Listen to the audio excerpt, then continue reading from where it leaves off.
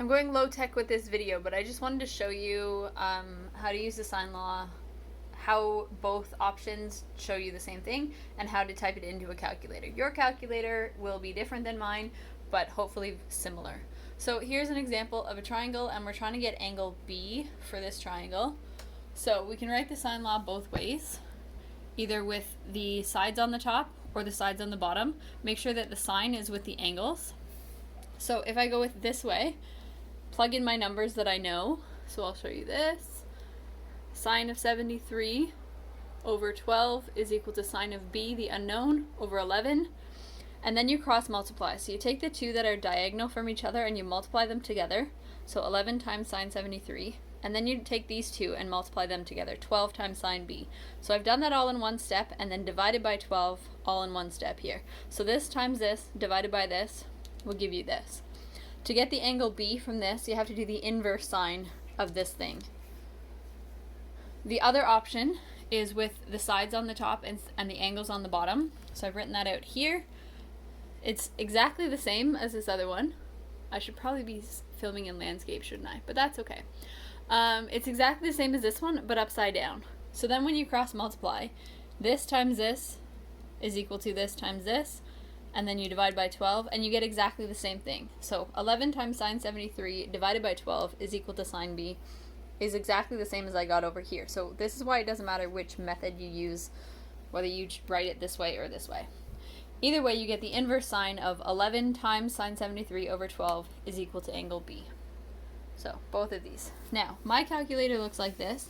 Yours may or may not, depending on your brand. Some of them will look very similar, some of them will be quite different. So I can type this in separate steps or all together. So I'm going to quickly show you both. So if I'm going to do the first step, 11 times sine 73, 11 times sine 73 gives me this. And then my next step would be dividing by 12. So I'm going to keep that entire decimal in here. Don't erase it. Don't like write it down and round anything. Just keep it there. So I'm going to divide by 12.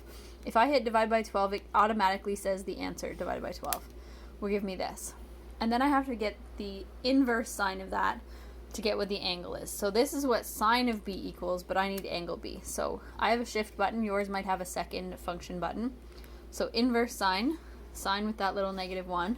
And then I'm going to hit my answer button here, and it will give me 61.23 whatever. So that is angle B. Over here, this triangle is about 61 degrees for angle B, which makes sense. One thing to keep in mind is that if the side that's across from it is longer than this side, your answer here should be smaller because it opens up to a smaller side. Think of, a smaller angle will give you a smaller side, a bigger angle will give you a bigger side. If you want to do this all in one step, I can type all of this into the calculator in one step. So, inverse sine. My calculator doesn't automatically do brackets, but yours might. So make sure when you're doing this, close the bracket after the 73. So inverse sine of 11 times sine 73. If yours has brackets here, then close it. Mine doesn't, so I'm just going to go divided by 12 because I know it will work with mine.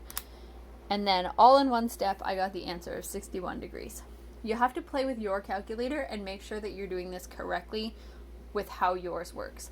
Some of them are also backwards where you have to have the number, so like 73 for example, and then you hit sine after. If I do that, I'm going to get an error. Most of them work this way, where you need sine first and then the number. But if it's not working on yours, try it the other way, 73 and then hit sine, and then it will show up. Generally speaking, if it shows you the calculation you're doing here, like this, on your calculator, you don't have to do it in the reverse order.